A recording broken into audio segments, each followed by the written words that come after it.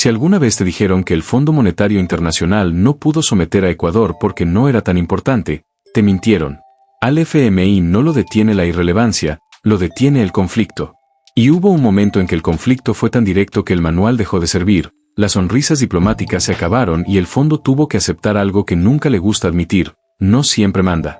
Suscríbete ahora a Memoria Ciudadana. No por simpatía, no por ideología, sino porque aquí se habla de poder como realmente funciona, no como lo pintan en los comunicados. Durante décadas, el FMI entró y salió del Ecuador sin resistencia. Llegaba con sus misiones técnicas, hablaba de responsabilidad, de disciplina, de sacrificios inevitables, y se iba dejando siempre el mismo paisaje: ajustes, recortes y una población que pagaba decisiones tomadas lejos. Cambiaban los gobiernos, cambiaban los discursos, pero la escena era idéntica. El fondo no negociaba, imponía, y funcionaba porque siempre había alguien dispuesto a obedecer y luego a justificar la obediencia como realismo. Ese esquema se rompió cuando Rafael Correa llegó al poder. No porque fuera un genio económico ni porque tuviera un plan secreto infalible, sino porque entendía algo básico que muchos prefirieron ignorar: el FMI no es un árbitro neutral, es un actor político. Y cuando tratas a un actor político como si fuera neutral, siempre pierdes. Correa decidió no hacerlo. El fondo esperaba lo de siempre: un presidente que hablara como deudor arrepentido, que aceptara el discurso de la culpa, que firmara condiciones y luego explicara al país que no había alternativa. En lugar de eso, se encontró con un presidente que hablaba como Estado, no como solicitante. No pedía disculpas, no bajaba la voz, no aceptaba que la pobreza fuera el costo normal de hacer bien las cosas. Ahí empezó el problema. No un problema técnico, sino uno de jerarquía. Porque el FMI tolera gobiernos débiles, tolera errores, tolera corrupción silenciosa. Lo que no tolera es que alguien lo confronte de cara al país. Y Correa no solo lo confrontó, lo hizo públicamente, con argumentos políticos y con respaldo popular. Mientras otros presidentes repetían el lenguaje del fondo, Correa lo desmontaba.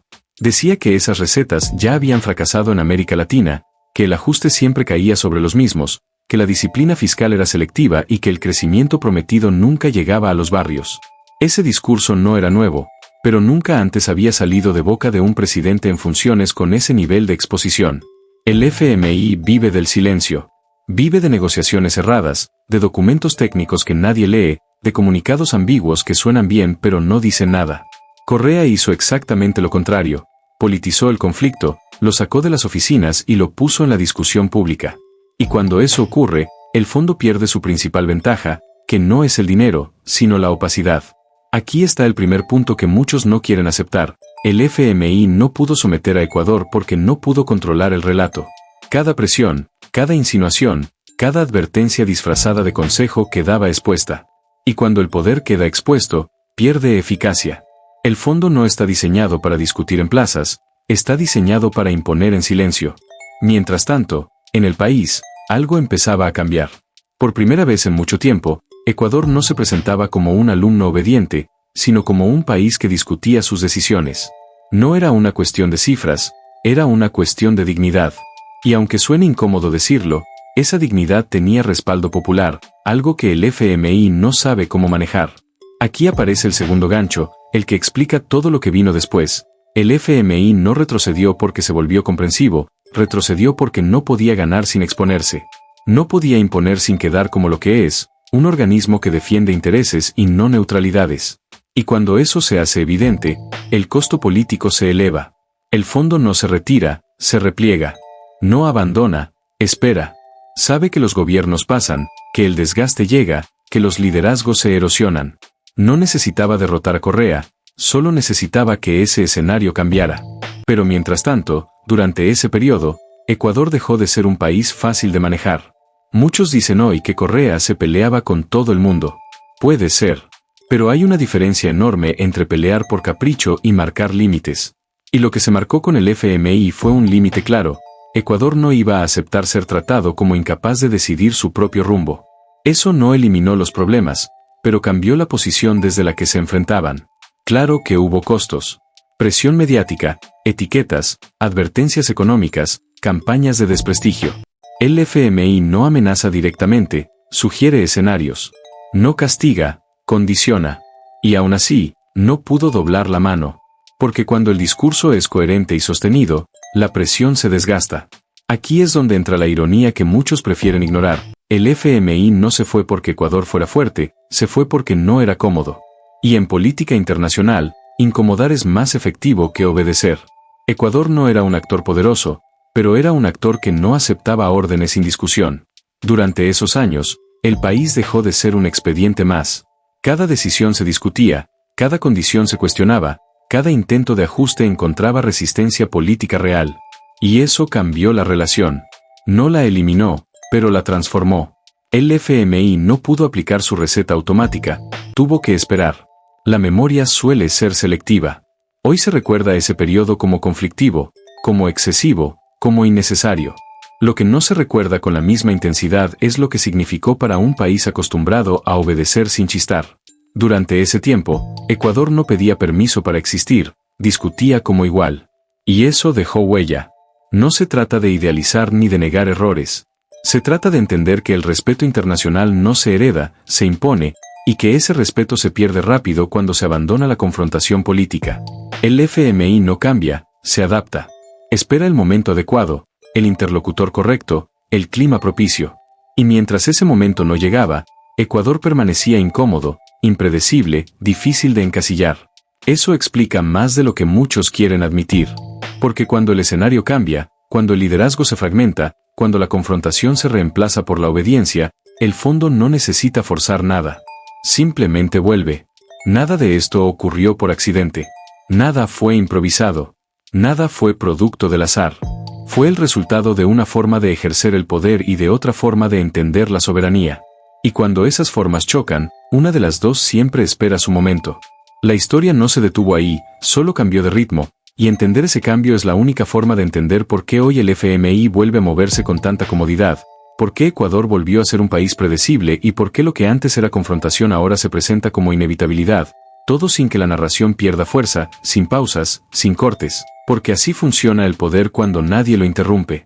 Ese periodo incómodo no se sostuvo solo por voluntad. Se sostuvo porque el conflicto no era superficial, era estructural. El Fondo Monetario Internacional no estaba frente a un presidente que improvisaba discursos, estaba frente a alguien que entendía cómo funcionaba el poder financiero global y que, además, no tenía problema en decirlo en voz alta. Y eso cambia todo, porque el FMI puede presionar economías, pero le cuesta muchísimo neutralizar narrativas cuando ya no controla el marco del debate. Durante esos años, Ecuador dejó de hablar como deudor y empezó a hablar como Estado. Esa diferencia parece semántica, pero es política. Mientras el fondo insistía en condicionar, el gobierno respondía con algo que no estaba en el guión: cuestionamientos públicos, auditorías, explicaciones directas a la ciudadanía. El mensaje no era elegante, pero era claro. Aquí no se firma primero y se explica después. Aquí se discute antes de decidir. El FMI siempre juega a largo plazo. No necesita ganar todas las batallas, solo necesita no perder el control del tablero. Por eso, cuando no pudo imponer, cambió de estrategia. Bajó el perfil, redujo la confrontación abierta y esperó. Esa espera no fue pasiva. Fue un cálculo. Sabía que ningún liderazgo es eterno y que el desgaste político es una ley casi matemática. La pregunta nunca fue si el escenario iba a cambiar, sino cuándo. Aquí aparece el primer punto incómodo de esta parte. El fondo no se fue derrotado, se fue contenido. Y hay una diferencia enorme. Cuando un poder se va derrotado, vuelve más agresivo. Cuando se va contenido, vuelve cuando encuentra condiciones favorables. Y esas condiciones no se crean afuera, se crean adentro. En la política ecuatoriana, esas condiciones empezaron a gestarse mucho antes de que el relevo presidencial fuera evidente. Mientras el discurso de soberanía seguía fuerte, por debajo empezaban a aparecer fisuras. Tensiones internas, desgaste acumulado, errores propios, conflictos innecesarios. Nada de eso invalida lo anterior, pero explica por qué el escenario dejó de ser sólido. El poder no se pierde de golpe, se erosiona. Y el FMI entiende muy bien la erosión. Aquí entra el segundo gancho, el que muchos prefieren evitar. El fondo no volvió porque tuvo mejores argumentos, volvió porque encontró a alguien dispuesto a escuchar en el idioma correcto. Y ese idioma no es técnico, es político. Es el idioma de la obediencia presentada como responsabilidad. Cuando el liderazgo que había sostenido el conflicto se rompe, el espacio se abre.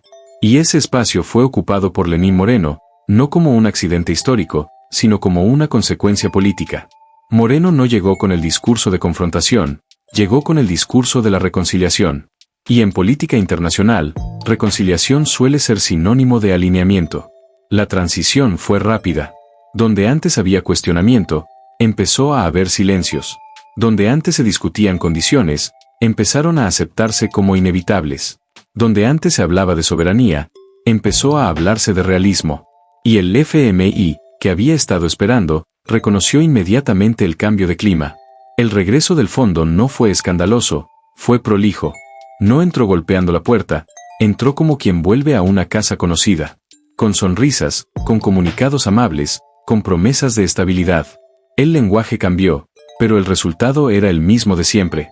Ajustes, condicionamientos, explicaciones técnicas para decisiones profundamente políticas. Aquí es donde la memoria empieza a jugar malas pasadas.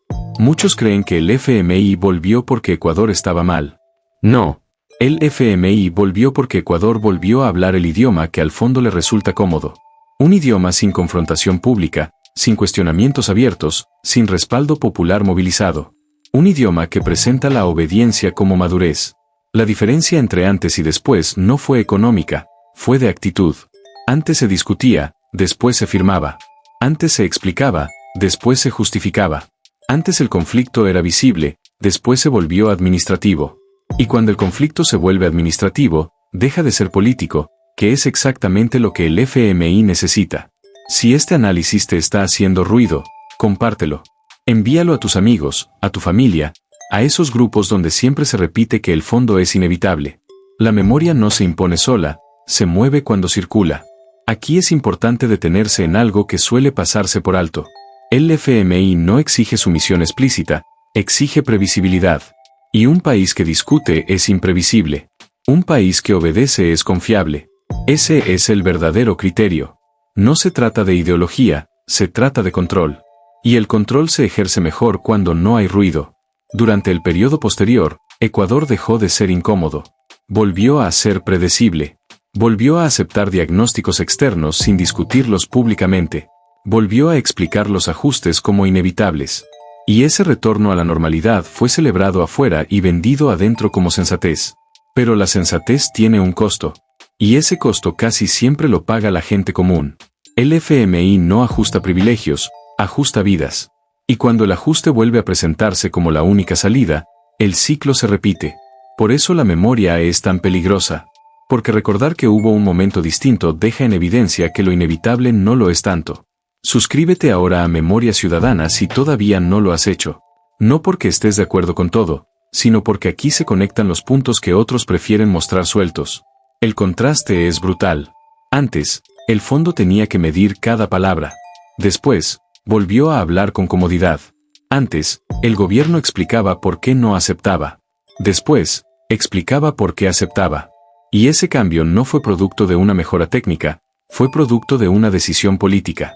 Aquí es donde muchos intentan relativizar, decir que eran contextos distintos, que el mundo había cambiado. Siempre el mundo cambia, lo que no cambia es la lógica del poder. Y el poder financiero internacional opera igual hoy que hace décadas. La única variable real es quien está dispuesto a confrontarlo. Cuando esa disposición desaparece, el tablero se ordena solo. El FMI no necesita presionar, solo esperar. Y cuando vuelve, lo hace con la naturalidad de quien nunca se fue del todo. Porque el fondo no se va de los países, se va de los gobiernos que no puede controlar. Nada de esto se explica con una sola decisión ni con una sola persona. Se explica con una secuencia. Primero el conflicto, luego el desgaste, después la ruptura y finalmente el retorno a la normalidad. Una normalidad que siempre favorece a los mismos. Mientras tanto, la narrativa oficial cambia. Se empieza a hablar de responsabilidad fiscal, de confianza internacional, de mercados tranquilos. Y se deja de hablar de dignidad, de soberanía, de límites. No porque esas palabras hayan perdido sentido, sino porque dejaron de ser convenientes. La historia no se repite por casualidad, se repite porque funciona para quienes tienen paciencia. Y el FMI tiene mucha paciencia. Sabe que los liderazgos pasan, que la memoria se diluye y que, sin relato, todo parece inevitable. Por eso esta historia no es sobre pasado, es sobre presente. Porque cada vez que Ecuador vuelve a aceptar sin discutir, cada vez que se presenta el ajuste como único camino, cada vez que se calla el conflicto para no incomodar, se confirma que el ciclo sigue vivo, todo de corrido, sin pausa, sin anuncio, sin advertencia, porque así opera el poder cuando nadie lo enfrenta de frente. Cuando el conflicto desaparece del discurso público no es porque se haya resuelto, es porque dejó de ser incómodo para quienes toman decisiones. Y en Ecuador, después del quiebre político, lo incómodo empezó a desaparecer demasiado rápido. El lenguaje cambió, las prioridades se acomodaron y las palabras que antes generaban debate empezaron a sonar exageradas. La soberanía se volvió un término incómodo, la confrontación una mala costumbre y la memoria un estorbo. El regreso del Fondo Monetario Internacional no fue presentado como una derrota, sino como una necesidad. Ese fue el primer síntoma. Cuando una decisión política se presenta como técnica, lo que se busca es desactivar el debate. No se discute lo inevitable, se acepta. Y así, sin ruido, sin marchas, sin discursos encendidos, el FMI volvió a ocupar el espacio que había perdido. No hizo falta que el fondo cambiara su forma de actuar. Bastó con que el país cambiara su forma de responder. Las cartas de intención regresaron con otro tono, los condicionamientos se presentaron como acuerdos y los ajustes como responsabilidad. Todo muy prolijo, todo muy serio, todo muy razonable. Exactamente como le gusta al poder financiero internacional. Aquí aparece un detalle que suele pasarse por alto. El FMI no necesita humillar cuando puede normalizar. La humillación genera rechazo, la normalización genera costumbre. Y una vez que el ajuste se vuelve costumbre, deja de ser cuestionado. Ecuador entró de nuevo en esa lógica sin grandes resistencias, porque el relato ya no estaba del lado de la confrontación. Mientras tanto, el país empezó a cambiar su imagen hacia afuera. Volvió a ser presentado como un alumno aplicado, como un socio confiable, como un gobierno que hacía lo que había que hacer. Esa imagen fue celebrada internacionalmente, aplaudida en foros y vendida internamente como madurez política. Lo que no se decía con la misma claridad era quién pagaba esa madurez. Las cifras volvieron a ordenarse sobre el papel, pero el costo social se diluyó en discursos técnicos. El FMI no ajusta números, ajusta vidas, pero cuando el ajuste se presenta como inevitable, la discusión se apaga. Y sin discusión, el poder avanza sin fricción. Esa es su forma preferida de operar. Aquí es donde la memoria empieza a incomodar de nuevo. Porque recordar que hubo un momento distinto, que hubo resistencia, que hubo discusión abierta, deja en evidencia que lo inevitable no lo era tanto. Y esa comparación es peligrosa para quienes prefieren la estabilidad sin preguntas. El contraste se hizo aún más evidente con el paso del tiempo. Ecuador dejó de ser un país que incomodaba y pasó a ser un país que cumplía. Cumplía con los mercados, cumplía con los organismos, cumplía con las expectativas externas. Y cuanto más cumplía afuera, más se alejaba de la discusión interna. La política se fue vaciando de conflicto real. En ese contexto aparece un nuevo elemento que termina de cerrar el círculo, la imagen. La política dejó de medirse solo por decisiones y empezó a medirse por percepción. Ya no importaba tanto que se firmaba, sino cómo se veía. Ya no importaba tanto que se aceptaba, sino cómo se explicaba. Y cuando la política se convierte en una cuestión de imagen, el fondo del asunto queda relegado. Con el tiempo, Ecuador empezó a ser visto nuevamente como un país manejable. No débil, manejable. Esa diferencia es clave. Un país débil puede ser inestable, un país manejable es predecible. Y el FMI no busca debilidad, busca previsibilidad. Busca saber que, ante una crisis, encontrará puertas abiertas y discursos conciliadores. La política exterior empezó a alinearse con esa lógica. Menos confrontación, más gestos. Menos discursos incómodos, más sonrisas diplomáticas. El respeto ya no se imponía, se solicitaba. Y cuando el respeto se solicita, rara vez llega. Esa transformación no ocurrió de golpe, fue gradual, casi imperceptible, pero constante. Aquí aparece la ironía más amarga de toda esta historia. Durante años se dijo que la confrontación con el FMI aislaba al país, que generaba mala imagen, que cerraba puertas. Lo que no se dijo es que la obediencia abre puertas que llevan siempre al mismo lugar. Un lugar donde las decisiones ya no se discuten, se ejecutan. La narrativa oficial empezó a repetir que el país había aprendido la lección, que ahora se hacía las cosas bien, que ahora se hablaba el idioma correcto. Ese idioma no es el del desarrollo ni el de la justicia social, es el de la estabilidad para unos pocos. Y cuando ese idioma se vuelve dominante, todo lo demás suena exagerado. Mientras tanto, El recuerdo de aquel periodo incómodo empezó a ser caricaturizado. Se lo presentó como una etapa de excesos, de conflictos innecesarios, de peleas infantiles. Se borró el contexto, se minimizó la confrontación real y se redujo todo a un problema de formas. Así funciona la desmemoria, no niega los hechos, los ridiculiza. Pero el poder financiero no ridiculiza, calcula. Y el cálculo fue simple. Ecuador volvió a ser un país donde el conflicto no se discute públicamente, donde las decisiones se toman en espacios cerrados y donde el ajuste se presenta como responsabilidad. Un escenario ideal para operar sin sobresaltos. El resultado no tardó en sentirse. Las políticas volvieron a tener el mismo sesgo de siempre, los mismos sectores protegidos, los mismos sectores ajustados. La diferencia es que ahora todo se hacía con lenguaje técnico, con presentaciones elegantes, con gráficos bien diseñados. La forma cambió, el fondo no. Aquí es donde muchos empiezan a preguntarse por qué, a pesar de tantos acuerdos y tanta sensatez, los problemas estructurales persisten. La respuesta es incómoda porque apunta al corazón del asunto. El FMI no viene a resolver problemas estructurales, viene a garantizar que el sistema siga funcionando como está. Y cuando un país deja de cuestionar eso, el ciclo se perpetúa. El periodo en el que el fondo no pudo someter a Ecuador no fue un accidente histórico ni una anomalía. Fue el resultado de una decisión política sostenida en el tiempo. Cuando esa decisión se abandona, el resultado también se abandona. No hay misterio, no hay conspiración, hay lógica de poder. La comparación con el presente se vuelve inevitable. Ecuador ya no incomoda, ya no desafía, ya no discute en voz alta. Y cuando un país deja de incomodar, deja de existir políticamente en el escenario internacional. Pasa a ser un nombre más en una lista, un expediente ordenado, un caso resuelto. La historia no terminó, solo cambió de tono. El FMI no necesita levantar la voz cuando sabe que será escuchado. No necesita imponer cuando sabe que será obedecido. Y esa comodidad es el verdadero indicador de que algo se perdió en el camino. Nada de esto se explica por una sola persona ni por una sola decisión. Es una secuencia, una cadena de renuncias pequeñas que terminan en una renuncia grande, la renuncia a discutir. Y cuando se renuncia a discutir, el poder se acomoda sin resistencia. Ecuador pasó de ser un país incómodo a ser un país predecible. De imponer respeto a pedir comprensión. De discutir condiciones a aceptarlas como inevitables. Y todo eso ocurrió sin un solo momento dramático, sin un quiebre visible, sin una escena clara. Ocurrió de corrido, como suelen ocurrir las transformaciones que más cuestan revertir. La memoria sirve precisamente para eso, para detectar cuando el cambio no fue progreso, sino retroceso maquillado. Porque el poder no siempre avanza con fuerza, a veces avanza con silencio.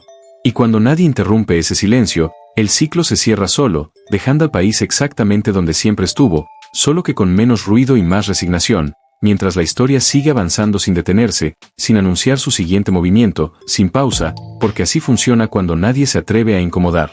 Y cuando el silencio se vuelve norma, el poder deja de hacer ruido porque ya no lo necesita.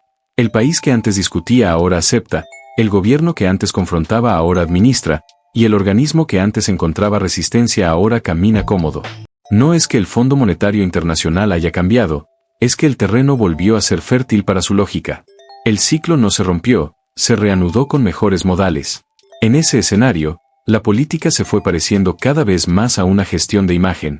Importaba cómo se veía la relación con los mercados, cómo se comunicaban las decisiones, cómo se explicaban los ajustes. La discusión de fondo quedó relegada. Cuando la política se reduce a imagen, la economía se reduce a narrativa, y la narrativa se convierte en anestesia. Así se gobierna sin conflicto, así se ejecuta sin resistencia. El resultado fue un país que volvió a ser presentado como ejemplo de responsabilidad, mientras internamente se acumulaban las mismas tensiones de siempre. El FMI aplaudía la previsibilidad, los organismos celebraban la estabilidad y el discurso oficial hablaba de confianza. La confianza, sin embargo, no llegaba a los hogares. Llegaba a los balances, a los informes, a las evaluaciones externas. El ajuste se volvió cotidiano y, por eso mismo, invisible.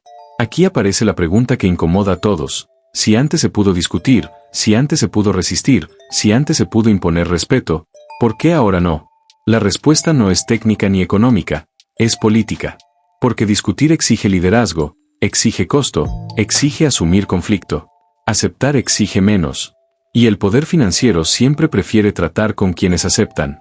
La memoria sirve para recordar que nada de esto es natural, que no hay leyes económicas grabadas en piedra que obliguen a obedecer, que los organismos internacionales no tienen autoridad moral, solo poder, y que el poder se equilibra cuando se lo enfrenta, no cuando se lo admira. Esa es la lección que se intenta borrar cuando se ridiculiza el pasado incómodo y se glorifica la normalidad obediente. Durante el periodo en que el fondo no pudo someter a Ecuador, no hubo magia ni milagros. Hubo una decisión política sostenida, no aceptar sin discutir. Esa decisión generó tensiones, sí, pero también generó algo que hoy escasea, respeto. El respeto no es simpatía, no es aplauso, es reconocimiento de límites. Y cuando esos límites desaparecen, el trato cambia. La diferencia entre imponer respeto y pedir comprensión es abismal. Cuando se impone respeto, el interlocutor mide sus palabras. Cuando se pide comprensión, el interlocutor decide. Ecuador pasó de lo primero a lo segundo sin un debate profundo, sin una discusión honesta, sin una rendición de cuentas real. Todo se presentó como evolución, como madurez, como aprendizaje. Y así, sin ruido, se aceptó lo que antes se cuestionaba.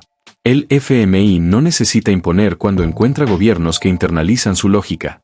No necesita presionar cuando las decisiones ya vienen alineadas. No necesita condicionar cuando el condicionamiento se vuelve parte del discurso oficial. Ese es el triunfo silencioso del poder financiero, lograr que sus intereses se presenten como sentido común. La comparación con aquel periodo incómodo se vuelve inevitable porque revela la fragilidad del presente. Revela que el respeto no se conserva solo, que la soberanía no se administra, se ejerce. Y ejercerla implica conflicto. No hay soberanía sin incomodidad. No hay dignidad sin costo. Eso no lo enseñan los manuales del fondo, lo enseña la historia. Aquí es donde muchos prefieren cambiar de tema, decir que el mundo es distinto, que las circunstancias son otras, que ya no se puede hacer lo mismo. El mundo siempre es distinto, pero el poder opera igual. Lo que cambia no es el sistema, es la disposición a enfrentarlo. Y cuando esa disposición desaparece, el resultado también desaparece. El país volvió a ser un expediente ordenado, una economía previsible, un socio confiable. Todo eso suena bien hasta que se mira quién carga con el peso de esa confiabilidad. Los ajustes no caen sobre los informes, caen sobre la gente. Y cuando eso se normaliza, el debate deja de ser político y se vuelve moral. Se acepta el sacrificio ajeno como precio razonable. La memoria incomoda porque obliga a comparar. Obliga a reconocer que hubo un momento en que Ecuador no aceptó el papel asignado. Que hubo una etapa en la que el FMI tuvo que escuchar. Que hubo un tiempo en que la discusión fue pública, incómoda y real. Y reconocer eso deja en evidencia que la obediencia actual no es inevitable, es elegida. Nada de esto significa idealizar ni negar errores. Significa entender la lógica del poder y asumir que, sin confrontación, el poder se concentra. El FMI no gobierna países, gobierna escenarios. Y cuando el escenario es cómodo, su influencia crece. Cuando el escenario es incómodo, su margen se reduce. Ecuador pasó por ambos estados y la diferencia fue clara. Hoy, cuando se habla de estabilidad, conviene preguntarse para quién. Cuando se habla de confianza, conviene preguntar en quién. Cuando se habla de responsabilidad, conviene preguntar quién la paga. Esas preguntas no aparecen en los comunicados, aparecen en la memoria. Y sin memoria, el relato oficial se vuelve incuestionable. Si este relato te resulta incómodo, ese es el punto. La incomodidad es señal de que el debate sigue vivo. Y si todavía no te has suscrito a Memoria Ciudadana, hazlo ahora. No para aplaudir, sino para recordar. Porque recordar no cambia el pasado, pero evita que el presente se venda como destino. El periodo en que el FMI no pudo someter a Ecuador no fue una excepción inexplicable. Fue una demostración de que el poder se equilibra cuando se lo enfrenta con decisión política y respaldo social. Cuando esa combinación se rompe, el resultado es predecible. El fondo vuelve, la obediencia se normaliza y la historia se repite con nuevos nombres. La pregunta final no es qué hará el FMI, eso ya se sabe. La pregunta es qué hará Ecuador cuando vuelva a enfrentarse a esa disyuntiva. Seguir aceptando como inevitable lo que antes se discutió, o volver a incomodar, a discutir, a marcar límites. Esa decisión no se toma en Washington ni en oficinas técnicas, se toma en la política. El poder financiero no teme a los países pobres, teme a los países que no aceptan su relato. Ecuador fue uno de esos países durante un tiempo. Luego dejó de serlo. Entender por qué ocurrió ese cambio no es un ejercicio académico, Es una necesidad política. Porque lo que no se entiende, se repite. Y así, sin anuncios, sin cortes, sin escenas dramáticas, el ciclo quedó expuesto. Un ciclo que empieza con confrontación, pasa por desgaste, se quiebra con obediencia y se consolida con silencio. Un ciclo que solo se rompe cuando alguien decide incomodar de nuevo. Mientras tanto, el poder avanza tranquilo, porque sabe que la memoria es frágil y que el olvido siempre trabaja a su favor.